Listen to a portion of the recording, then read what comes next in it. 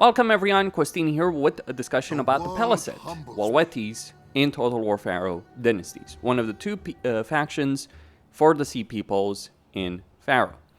Now, the Sea Peoples do play very different compared to other factions. They have the ability of playing in a Horde playstyle, they have the ability of playing in a Settled playstyle, or a mix of both. So it's not like the Beastman or Scarbrand, it's more of a combination of the two really. You get a lot of benefits from playing a Horde, but you also get a lot of benefits from being a Settled faction. You do have a fairly good roster of faction units. You do have a good amount of power. You do have your own unique gods and unique ancient legacies that no one else has access to. There are, however, downsides, because when you're fairly flexible, you are not the master of any particular thing. And that is certainly one of the reasons why I don't think the Sea People factions are actually the best. In fact, I don't have a great opinion about them in general. They can get the job done. And one of the things to be said about Pharaoh Dynasties is that every single faction, be a minor faction, major faction, is playable. You can get it to work.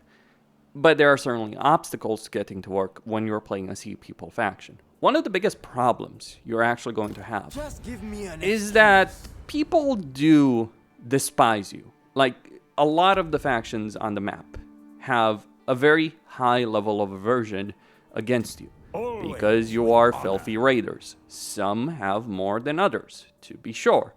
But in general, Sea People factions are not going to be liked on the map. And dealing with minus 50 aversion can be done, but it also means that a lot of factions will be gunning for you and will be attacking you. So you'll be fighting a lot of people. Now, you do have a pretty decent army, not necessarily the best army in terms of the units that are available, because you start the ability of getting Peleset Marines, pretty decent medium infantry, but you can very quickly after one turn get Peleset Raiders, which are a really good infantry unit, 75 armor, 30% bronze shield basically, good amount of melee lethality. And then, of course, you increase it, Renowned Peleset Raiders, and then at tier 5 you get Renowned Peleset Marines. So there is a good amount of army capability, but when everyone is coming for you, you're probably going to need it. You do lack in terms of some range units. You're probably going to rely more on native units, because you can recruit native units if you're playing as the Sea Peoples. The way that works is you need to become a settled faction. Can be a bit of a problem. There's upsides in being a pure Horde faction, there's upsides in being settled, or a mix of both to some extent.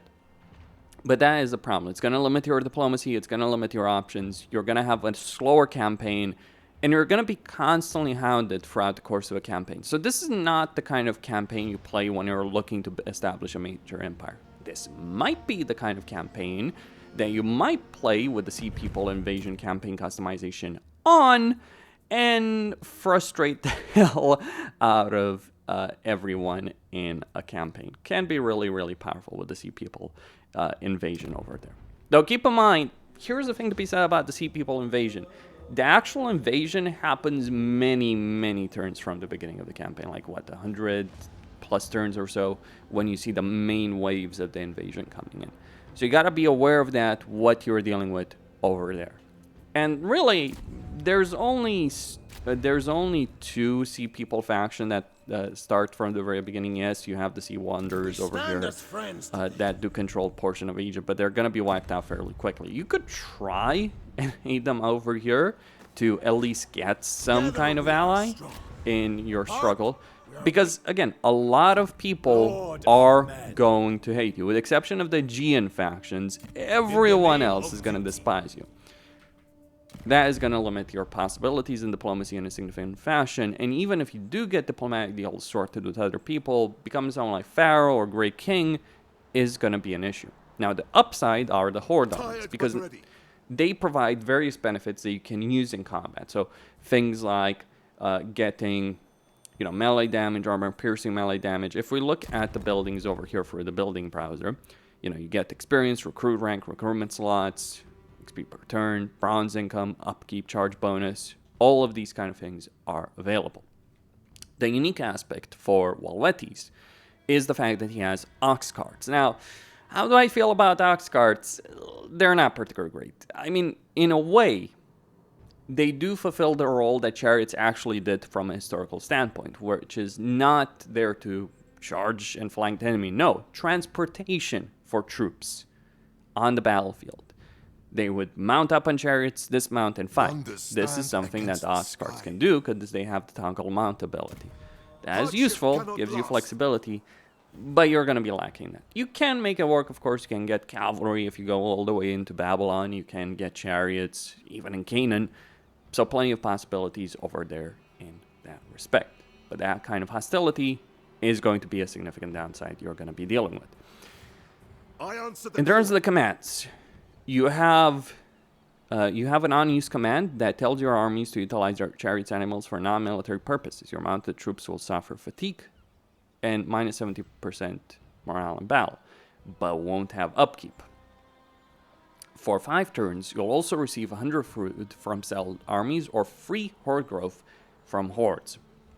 It might be worth it, as opposed to using ox and carts in a campaign. You might sacrifice mounted capability, but you actually don't have a lot of mounted troops available inherently, so might be very, very well worth it. I mean, yeah, get the food, get the growth, get higher level growth, higher level horde armies that can give you a lot of benefits, including reducing your upkeep of armies by 15%, which is actually a pretty significant situation, considering no campaign, no faction has enough food to maintain a very large number of armies. You might be able to do that with a lot of these horde armies with the kind of benefits you can work with. Okay, so that is a benefit.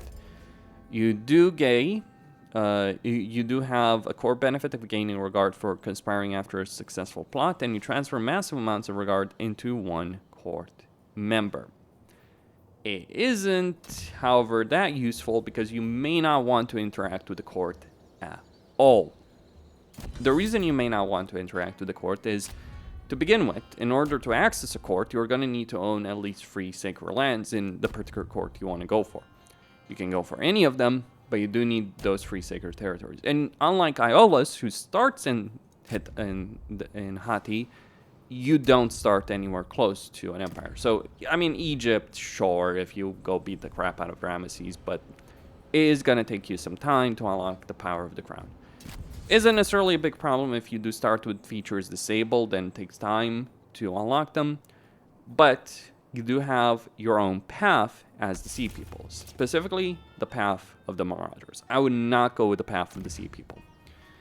So speaking about the path of Marauders, you first, in order to unlock it, are going to either, you're going to need to raise a settlement. So let me just do it for demonstration purposes in this video. You would not want to do this, by the way, in an actual campaign. You would want to defeat this army, and then you'd want to sack this particular settlement, and obviously fight the balance manually. The reason you want to sack it as opposed to raising it is because you do want to be able to get the hell away, because Megiddo has a second army. So speaking about that, you start a war with both Ascalon, which is a tier 3 city, and also has a native unit recruitment, so they're going to throw a bunch of good stuff against you. And Megiddo does start with two armies that they're going to throw against you. So don't do this, you will lose the campaign. Like, I would literally lose the campaign over here in next turn if, you know, on the end turn, because this army would just come in and attack me.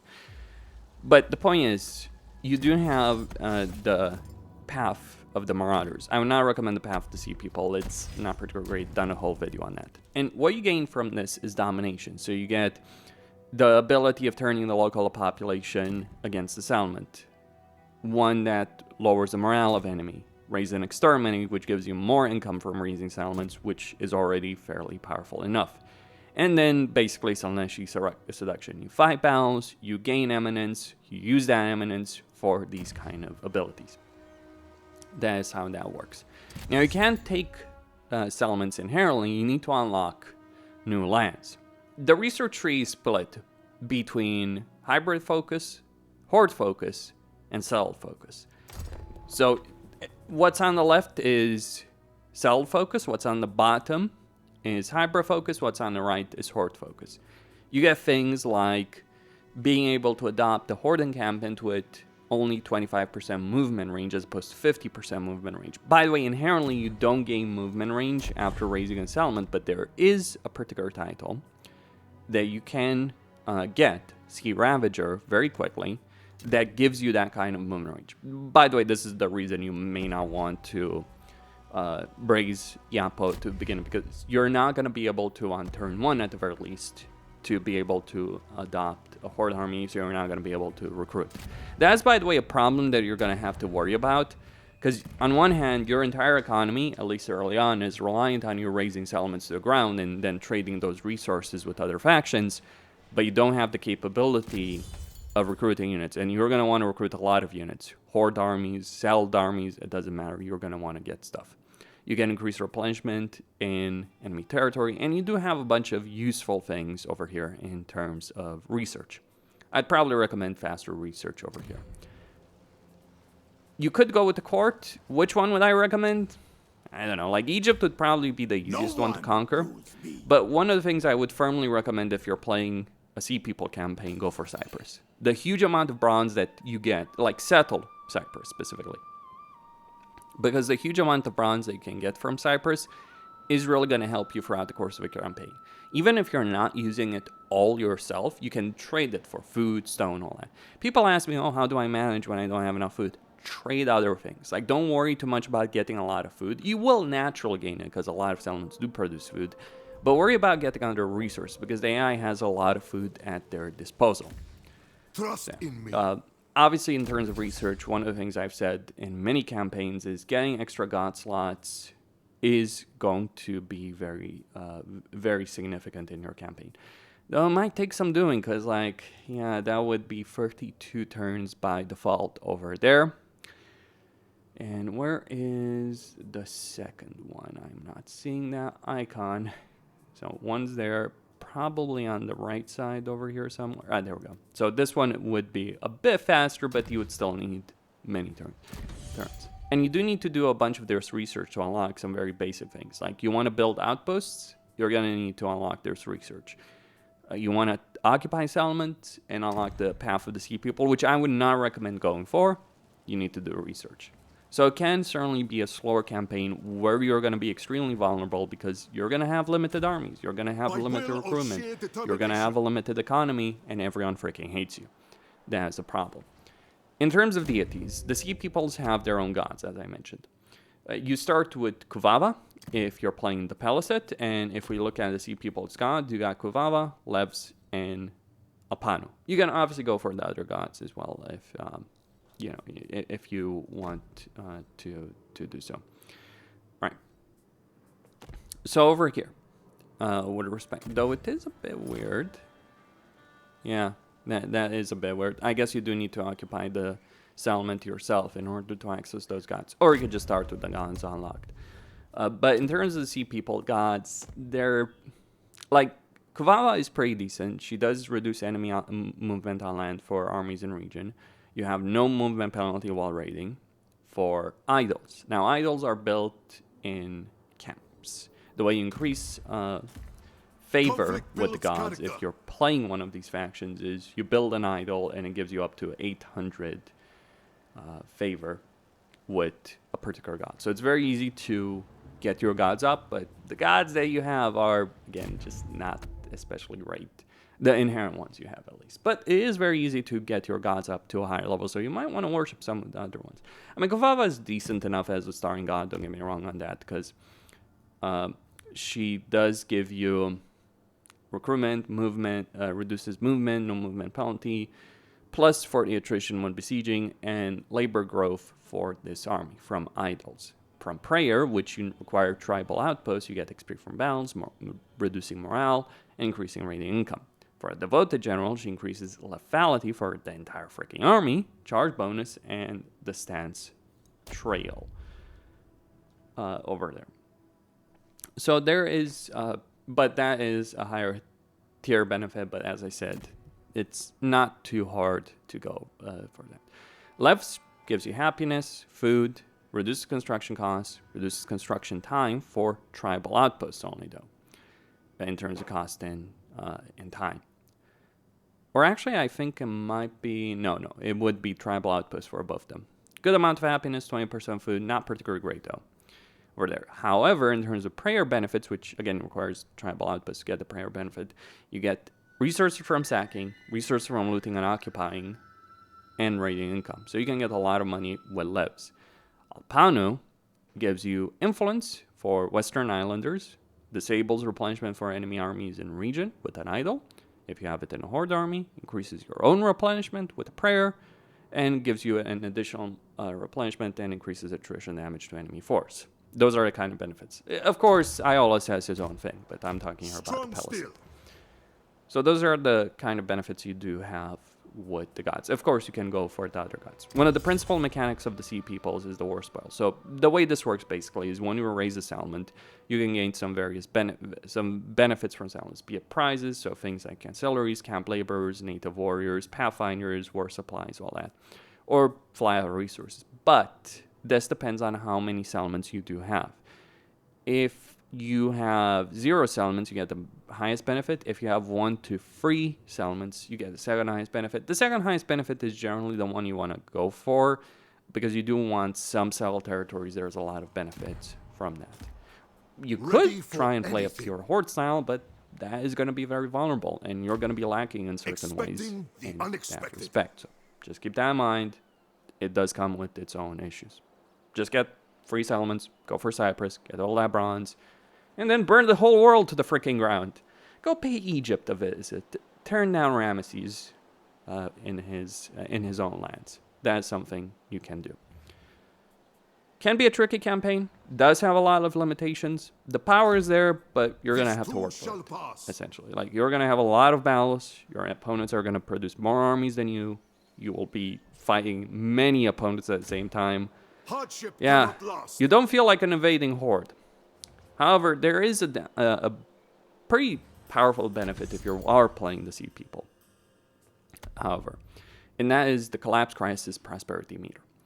See, normally it is a downside for the vast majority of factions of the game. It is a downside to get into a collapse or crisis. Now for the Sea People. If we look at the situation, you do get replenishment, workforce cost, and construction cost benefits for tribal outposts over there. Workforce cost faction-wide, construction cost faction-wide for tribal outposts. Obviously, tribal outposts don't cost workforce, I think. No, they don't. But if you look at Crisis, you get construction costs for those outposts, but you also get resources from looting, occupying, and charge bonus. And then in Collapse, you get extra resources from raising settlements, charge bonus, construction cost. Keep the construction cost. So regardless of whether or not you're in Collapse, Crisis, Prosperity, you will still have a lot of benefits as opposed to the other factions. And of course, there is still going to be the Sea People invasion. If you can survive long enough for that, you can burn the world to the ground in your favor. That's what you need to know when you are playing the Peleset. Limitations, problems, some level of power, some significant benefits, but also a lot of downsides. You do have a pretty good early game army and fairly easy access to, the raiders with pretty good melee stats. Limitations on archers, limitations on mounted units, but pretty solid infantry. Not the best in the world, though. Keep that in mind. Costin, signing out.